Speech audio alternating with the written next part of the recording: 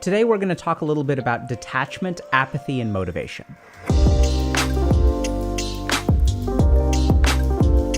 And a lot of people like myself will talk about the value of detachment, right? We'll say that based on all these spiritual traditions that you should detach from the world.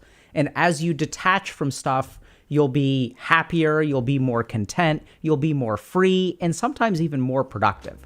Hey there, thanks for watching, and I'm glad these videos have been helpful. A lot of times I'll read the comments and see people asking, well, what do I actually do about it? Which is such a great question.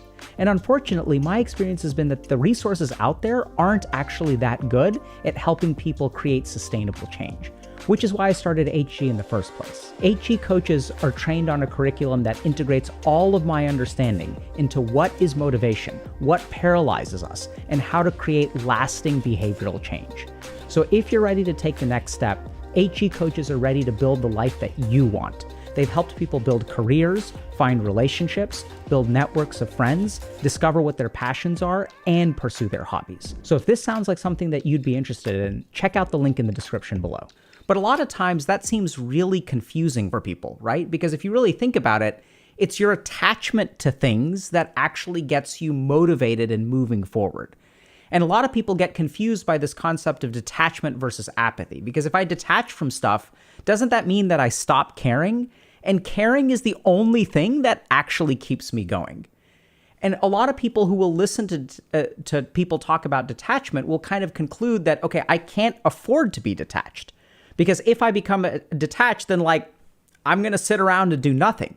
In fact, this sort of apathetic, nihilistic, mentally checked out stuff is actually what I struggle with every day. What I struggle with is to find motivation. And so today what we're going to do is explain a little bit about the difference between detachment and apathy, and in some ways how they're almost completely polar opposites.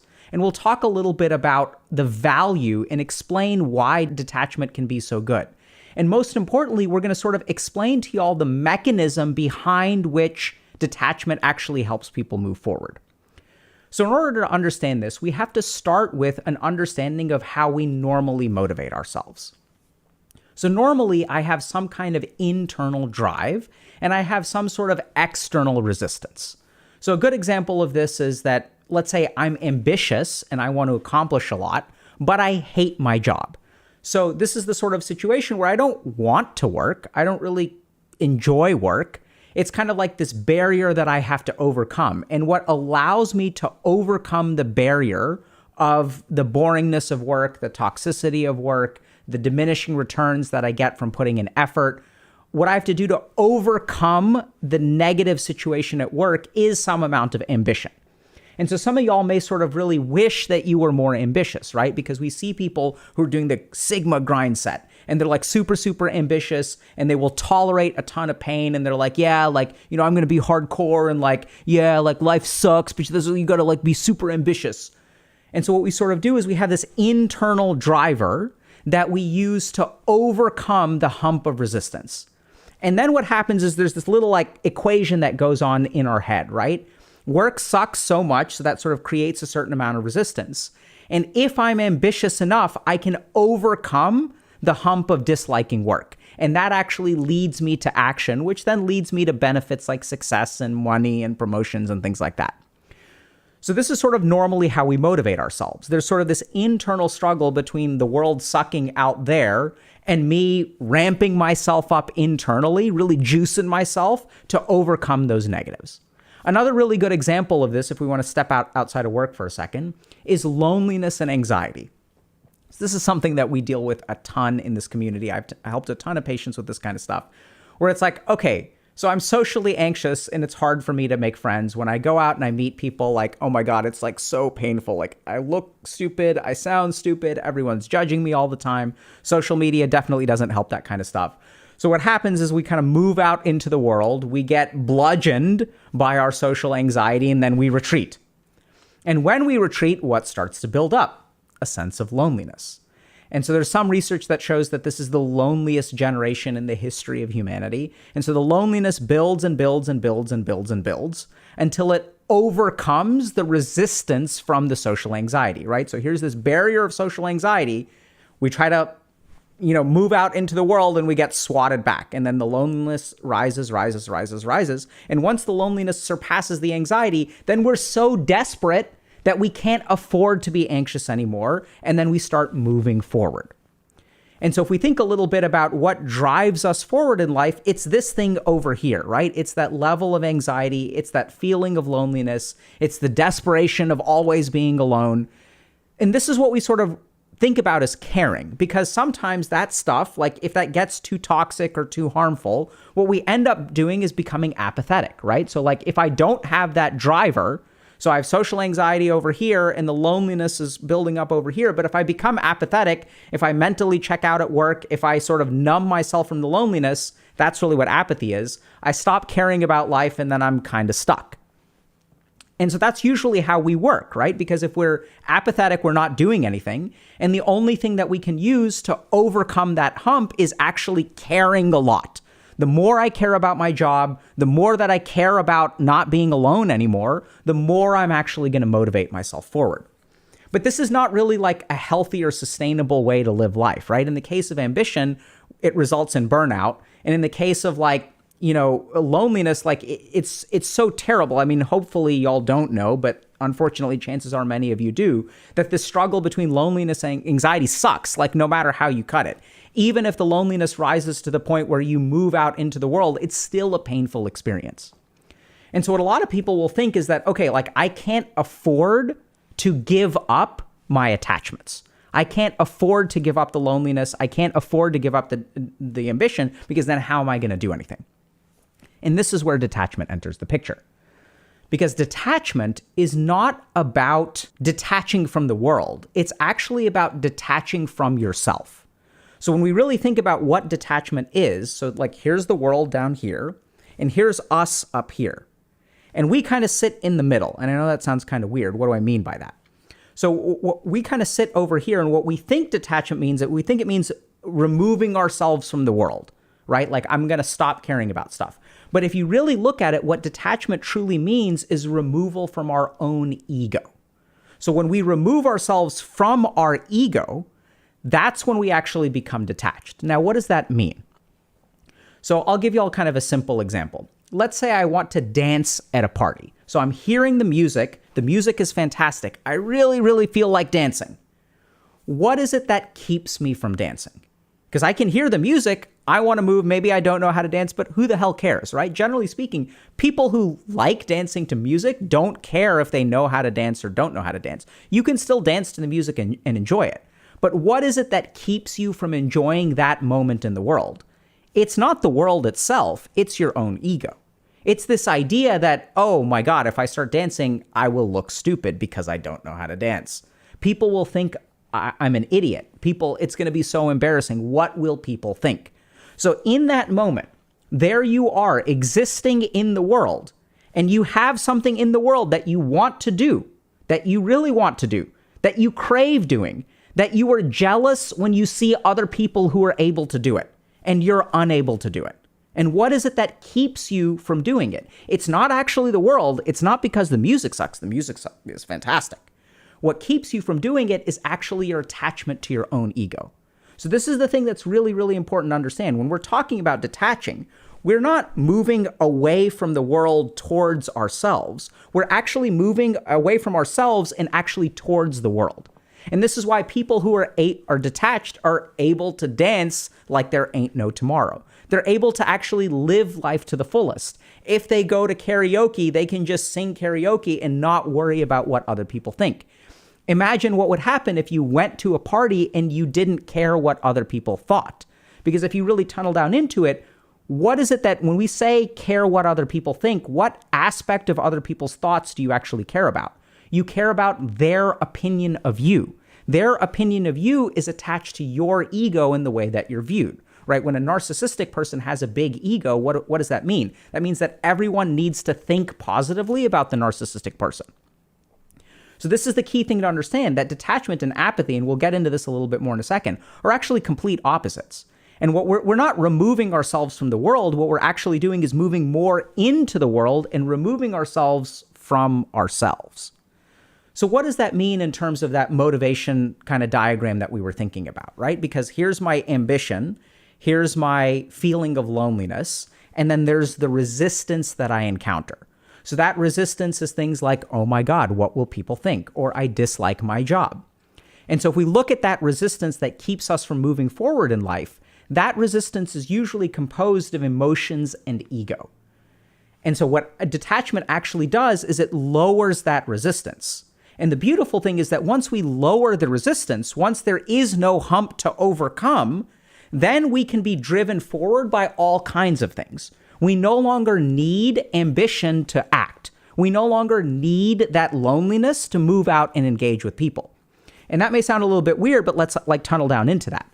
So what detachment actually does is lowers that resistance. And how does it do that? Because let's go back to the social example. I'm really lonely and I have social anxiety. So let's tunnel down into, okay, what is social anxiety? Social anxiety is the concern of what other people think about you, right? That's what social anxiety is. I'm worried what other people are going to think. Now, if I stopped worrying what other people thought, that would be freeing.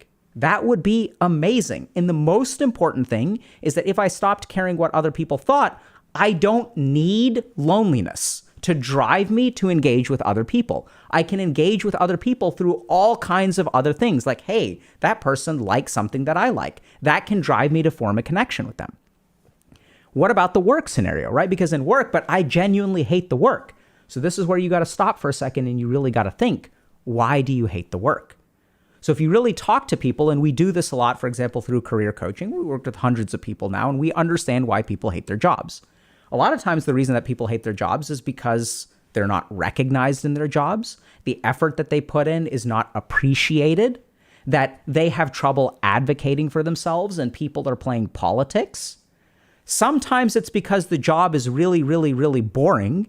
And even in those cases, why don't those people quit those jobs? Well, because they're afraid of the consequences of quitting a job. What if I don't find another job? What if people won't hire me somewhere else? So even if you look at each of those scenarios about why we hate the job, what we actually discover is that it's not the job itself that actually keeps you stuck. It's all of your attachments related to the job.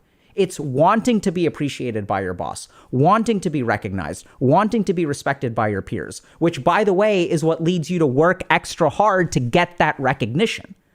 So any way you cut it, what you really discover is that attachment and ego are really the things that kind of hold us back in life.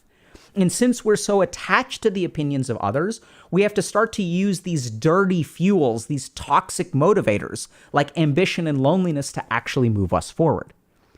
And then we get kind of stuck because we believe that detachment means getting rid of our ambition or getting rid of our loneliness, whereas that's not actually what we're saying at all. We're not saying that you're getting rid of either of those. What we're saying is that detachment lowers the resistance. And so hopefully this is kind of making sense. And I want y'all to just think a little bit about what would life be like if there was no resistance to what you wanted to do. If you had a particular desire and your ego didn't say, hey, that's going to make you look stupid, or you weren't operating out of like fear of consequences or things like that, what would your life actually be like? And this is where a lot of people think, well, don't I need ambition or loneliness to motivate me? No, because once the resistance drops down to zero, then all kinds of stuff can motivate you. Interest in particular things, curiosity, all kinds of stuff actually naturally starts motivating you. Why aren't you motivated enough by those things right now? Because curiosity is not enough to overcome the ego, right? You can be curious about learning how to dance. And hey, like you go to a party and you're like, hey, like let me like learn how to dance, right? Let me be curious about this. That's beautiful. But the problem is that that curiosity is not enough to overcome the ego, which is why you don't live a life that is driven by curiosity. You live a life that's driven by loneliness or ambition. And so this is the beauty of detachment, because it lowers that resistance, it separates us from the ego, and it actually starts allowing us to live a life that's based on things like curiosity and interest, as opposed to like desperation, loneliness, or ambition. And so hopefully now you're kind of thinking, okay, so like this sounds pretty cool, like lowering that resistance seems pretty neat. So then the question naturally becomes, how do we cultivate detachment? And so now what we're going to talk about is the Sanskrit phrase called vairagya. So vairagya is the Sanskrit word for detachment. And there are certain ways that we cultivate detachment. And the most important way that we cultivate detachment is actually through awareness. So this may sound kind of confusing because in the West, especially, we have this idea that the way to get better in life is to do more stuff, right? Like people who succeed are doing more stuff than people who don't. If you want to get ahead, you have to network more. You got to play politics. You got to update your profile on LinkedIn. The more you do, the more you get, right? And this is something that a lot of like success influencers and Sigma grind set folks are like, work harder, like have your hustle and have your side hustle and have your side hustle and your mini side hustle and like, right? You got to do more to get more. Even at work, right? People will say like, it's the go-getters who get promoted. And so this is the really bizarre thing, but that's actually not how it works. And if you talk to people who are lonely or are ambitious, what you'll find is that they exert a lot of effort, right? So even if you're someone or you maybe have a friend who's like stuck at home and struggles with anxiety, if you actually ask that person, how much effort are you exerting? They may be like self-judgmental and they'll say, oh, I don't do anything. But if you actually look at the struggle of their day-to-day life, it's actually really hard, right? Because even going out is like climbing a mountain. These little things that are easy for other people require so much effort from the person who is more attached, who is more engaged with their ego. So this is where it's kind of bizarre, but the source of vairagya, the most important source of vairagya is actually awareness. And what do we mean by that? Or how does that work? So this is really simple, where awareness precedes control. So if you've ever had dental work done, this is like the classic example that I use, and you're numbed, you can't control anything. If you can't feel it, you can't control it, right? You can also look at things like, let's say, people who are alcoholic and in denial. They are unaware that there is a problem. And without awareness that there's a problem, they can't really fix it. But if you talk to someone who's an alcoholic and is like going through divorce proceedings and getting like written up at work, the amount of effort they're putting forward is actually astronomically high. Every single day that they live is a struggle and a fight, and your spouse is arguing with you, your kids are mad at you, bosses are writing you up. There is so much effort, but there is no awareness. And we also know that based on evidence-based treatment of alcoholism, what is the solution? The solution is actually insight or awareness, right? And we kind of hear it in places like Alcoholics Anonymous, where they start every meeting with awareness building. Hi, my name is Alok and I am an alcoholic. And that is so foundational because once you understand what's going on, once you have awareness of not just the problem, but the whole system, then things actually become effortless. And there's one really good example of this, which is like, I don't know if y'all play video games, but like if you're good at a video game, people will look at you and will say, wow, that is so amazing. You must work really hard to be good at the video game. It looks so effortful. But when you're good at a video game, you actually don't expend a whole lot of effort. It's actually easy for you, right? But the question is, why is it easy for you? Because you understand. You understand the mechanics of the game. You understand the meta of the game. The more that you understand, the more easy things become. And this is the key thing about cultivating detachment. This is what the yogis figured out, is that if you want to live an easy life that is also happens to be like more productive, then you need to actually start with awareness. Because as long as we are numb to stuff, and as long as we don't understand how things work, we can exert all the effort in the world, and it's going to yield very few returns. And so then the question becomes, okay, how do we cultivate this awareness? And this is where there are a couple of simple answers. The first is meditation. And now some of y'all may be listening to this and thinking, okay, so are you saying just meditate? And like sort of. Right? But I don't want y'all to just meditate. What I want y'all to understand is even if you're thinking, okay, meditation doesn't work for me, I've tried it a bunch, it doesn't help with these problems. You're missing the point. What I want you to understand is why meditation works. Why we used meditation as the key way to develop detachment. Because yogis tested all kinds of stuff and what they settled on is meditation.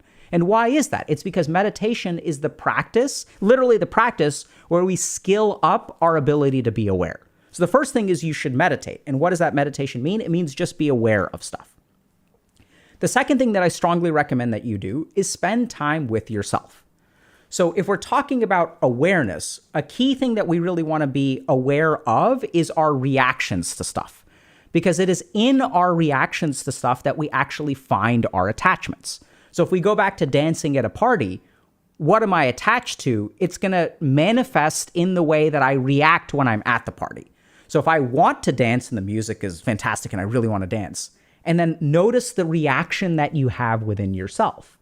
And that reaction will actually give you insight into the nature of the attachment.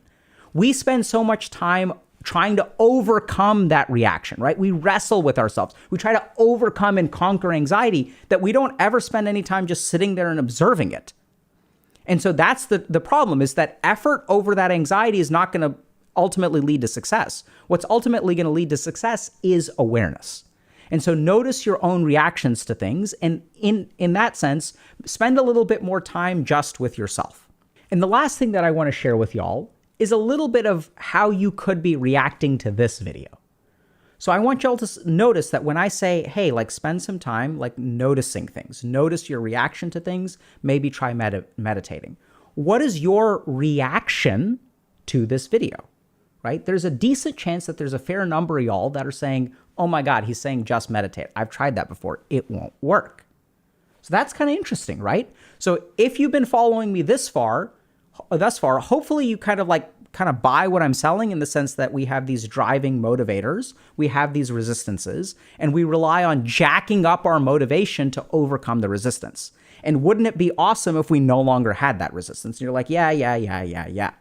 But once I start telling you, okay, all you need to do is be aware, then what is your reaction to that? It's like, no, that's not going to be enough because I've tried so hard and it hasn't worked. Exactly. So stop trying so hard. Notice your own intrinsic reaction, because chances are that if you really tunnel down into that, and this is how you want to know how to build awareness, we're going to do it right now.